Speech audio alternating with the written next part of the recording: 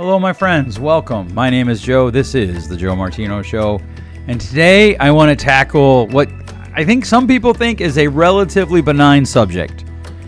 Do you have to love what you do every day? Or put another way, does loving what you do mean you won't work another day the rest of your life? Let's kick it off. This is the Joe Martino Show. You're listening to The Joe Martino Show, a podcast dealing with all things emotional, relational, and human nature. Joe is a licensed counselor in the state of Michigan, specializing in relationship therapy. He is also the author of the book, The Emotionally Secure Couple. All advice offered in this episode is offered for entertainment and educational purposes only. Enjoy the show.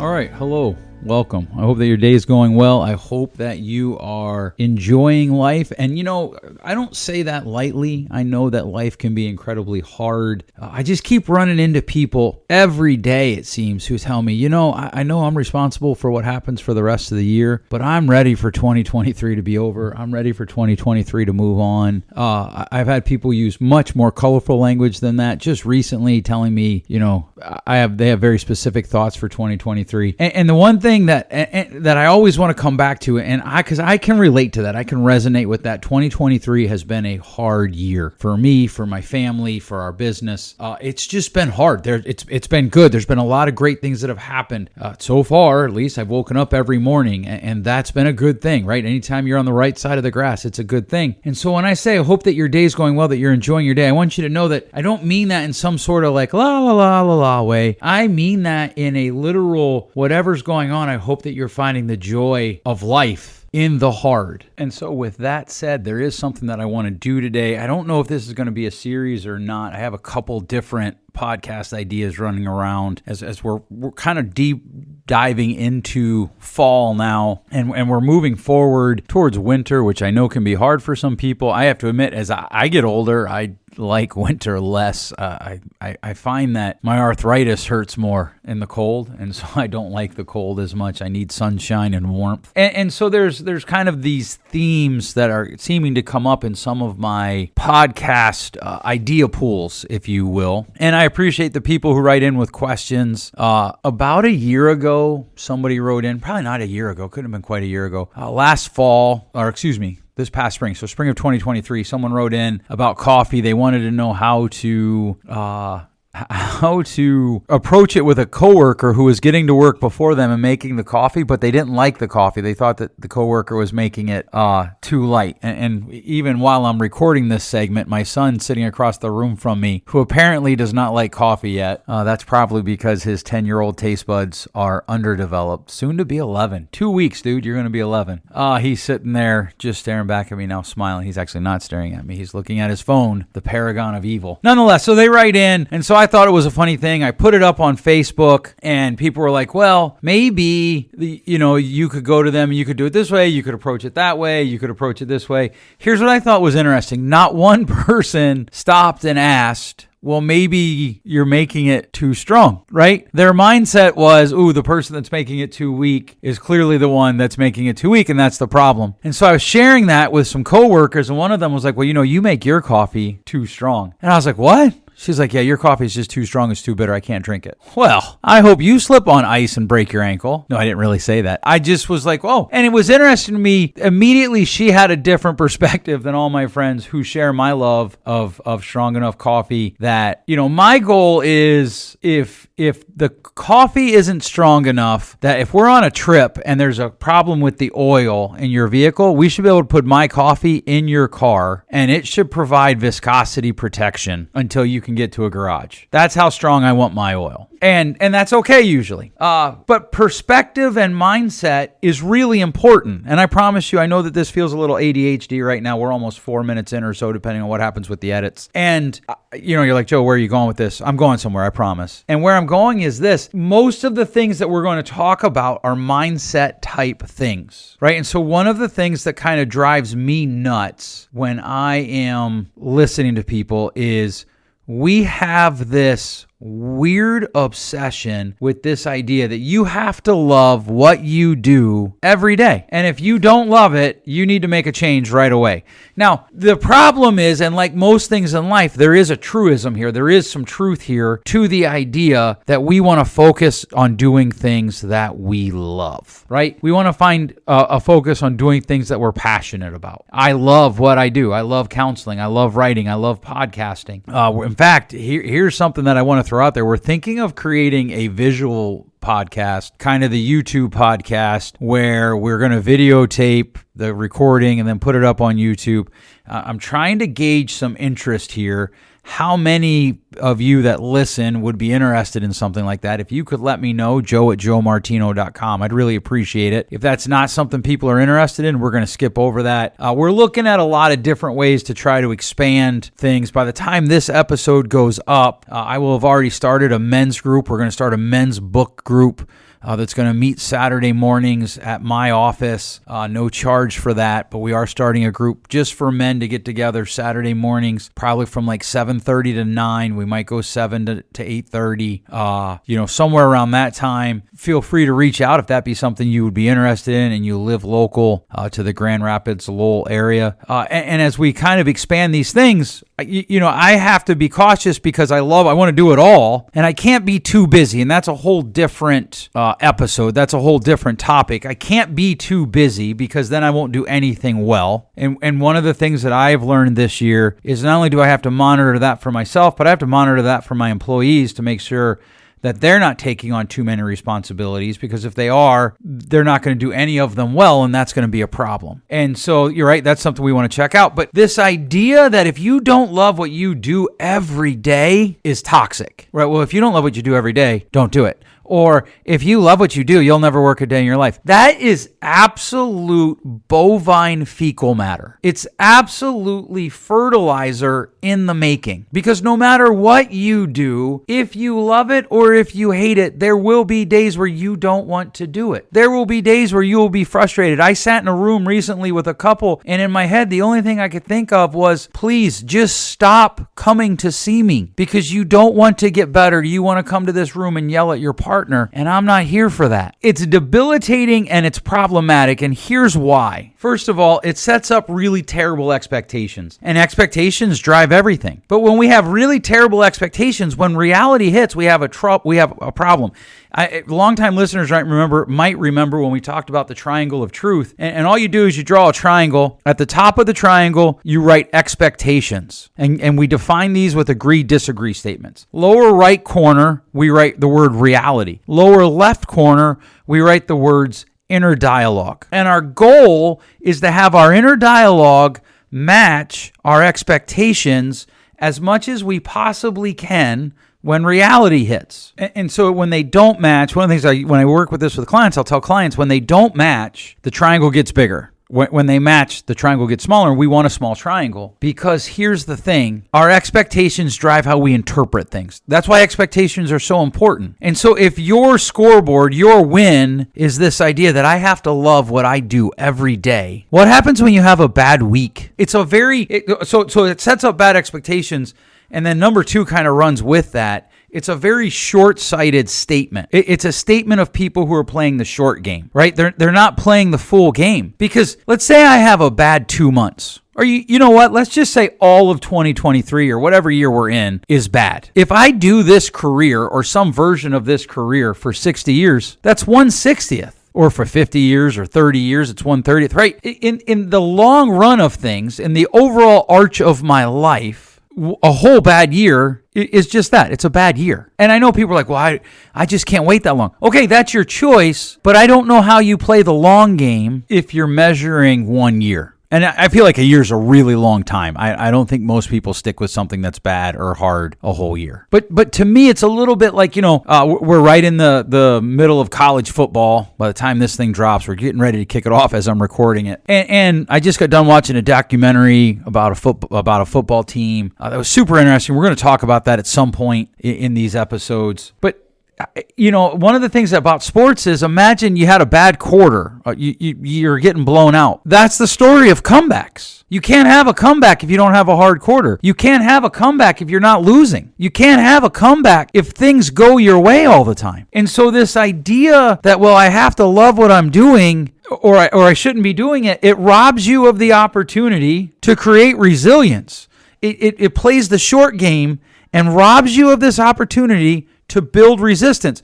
Because even if you get your backside kicked for a year, how much stronger can you be when that year's done? How much more developed can you be when that year's done? And we have to expect hard times. And listen, I want you to know, I am not preaching to you. If I'm preaching to anybody, I'm preaching to myself right now. You have to endure. I just sent a snap to my people. Right? Snap's like the one thing that I try to keep really private as far as social media goes, right? I have Facebook that by and large, there's a bunch of people on there I don't know. Instagram, I keep relatively locked down. I have a professional Instagram that I don't so much. And thinking about starting a different one, different professional Instagram for my coaching, consulting, and speaking business. But I keep Snap pretty locked down. I took a picture, I got to keep my streaks. And if you don't know what I'm talking about, that's fine.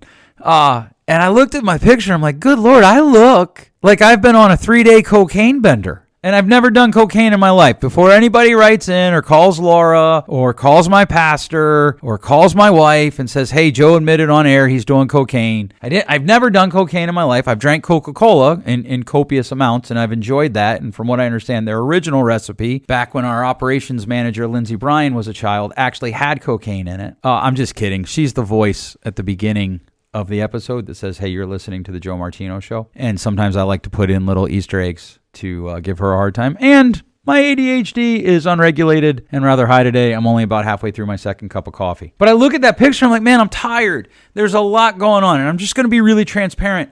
When I wake up in the morning, I feel the pressure of the day, and it hasn't even started yet. There's this to-do list, and there's these other things that aren't on the to-do list, but they're on the it'd be really great if I could get them done list. And then my daughters are starting college, and my other daughter's starting her senior year of high school, and my son's birthday's coming, and my other daughter's birthday's coming, and my son's starting homeschooling, and we're trying to plan a family trip, and we're trying to figure out the fall, and how do we do this, and how do we cover that? All of the rigmarole of life runs. And then I go to therapy sessions where I'm sitting with people who, as near as I can tell, they don't actually want to get better. And it's frustrating, right? And I recognize that that's part of the process. Before any new counselors write me some high and mighty letter, man, I'm a little defensive today. I don't mean to be. We'll just skip over it. Well, I got to say it now because I started, unless it gets edited out. Before anybody writes me a letter about, that's part of the process. I know. I do, right? That I'll tell you what, right there, that's one of the ways that I know that I'm running on reserves. And it's okay, because there are times we have to run on reserves, right?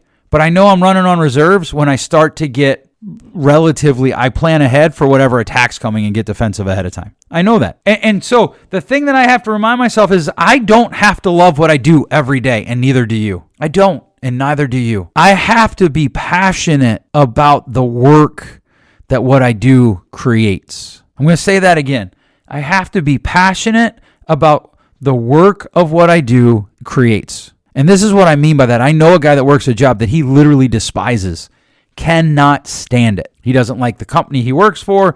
He doesn't like the system he works in. He doesn't like anything about it. Well, then why does he do it? Because it provides him enough income and enough flexibility that every summer for 6 weeks, he can go help people that are far less resourced than him and do amazing things for those people's lives. And for the remaining 46 weeks of the year, he can raise funds for that company, and he can do things for that company that's facilitating that in countries all over the world.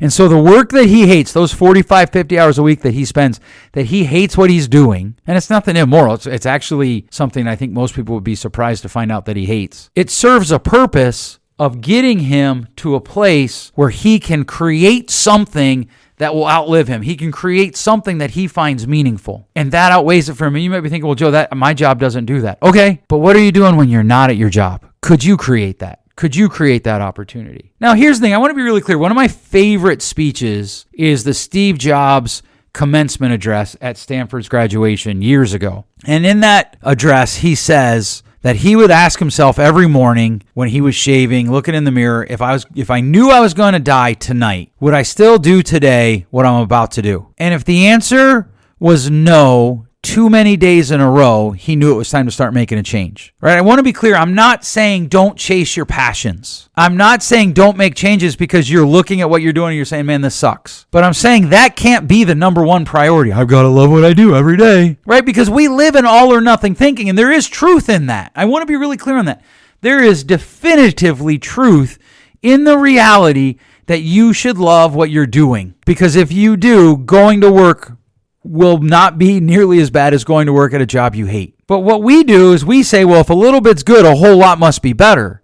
And so we take that truism and we make it this standard absolute truth that just runs forever. And it's all or nothing in its approach and its delivery, and it's not helpful. What we need to ask ourselves is when we look at the whole of our life, what are the things that we're doing that we find meaningful? And how might what we're doing that we dislike facilitate that? So here's the thing. Even sitting in a room where I'm thinking, man, these people don't want to get better. This guy doesn't. There's one guy who's not done a single homework assignment that I've asked him to do. Not one. And we're in a pattern. I was able to point this out. We're in a pattern where on a regular schedule, his life kind of blows up. And he says to me, we haven't talked about this. We haven't talked about that. We talk about this too much.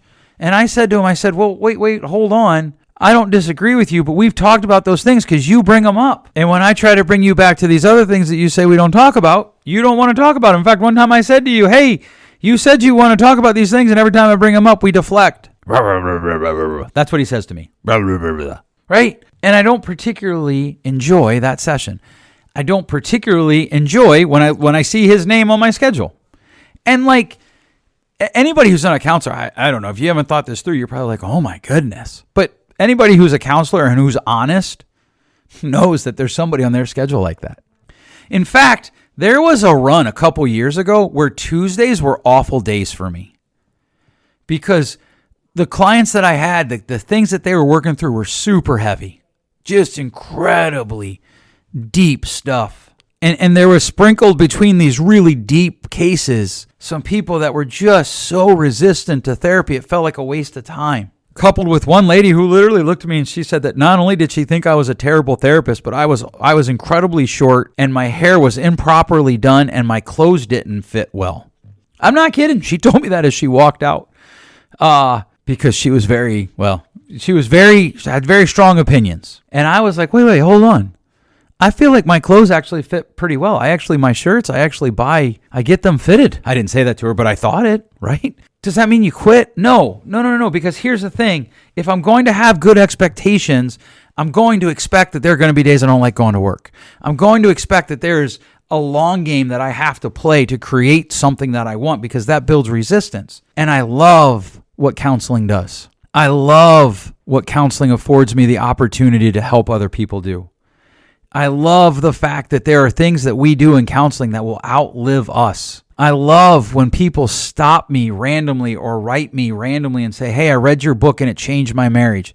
I just had somebody write me yesterday and say, I used your book at the recommendation of another pastor. So this is a pastor that I don't know writing me, saying that he used my book on a recommendation of another pastor to help rescue a couple in his church who were in trouble. And apparently there's no counselors in the area. I don't know. That's what he said, and I don't know where the guy lives. I love that. I love that people stop me. I was talking one time at the grocery store, and this guy stops. He says, do I know you? And I'm like, I don't think so. He goes, well, keep talking. I'm like, okay, that's kind of weird, but okay. He's like, oh my word, you do a podcast. I love that. I absolutely love that. And there are days that it's really, really hard. And so I have to have the expectation that I don't have to love what I do every day to love what it creates. All right. Tell me your thoughts. I want to know, what do you think? Do you shudder as much as I do when you hear, you have to love what you do every day and you'll never work a day in your life? I hate that. If you like this, please share it with your friends. Just share it with 3 friends. We find meaning in giving things to other people that we find valuable. If you don't like it, give it a rating in the podcast store, because according to Nicholas Taleb, people who give things a bad rating actually improve its circulation and sales. So go ahead and feel free to do that too. Thanks so much for listening. We'll catch you next week. Thanks for listening. If you enjoyed today's show, please share with a friend, and hey, give us that rating in your podcast store. Until next time, change possible.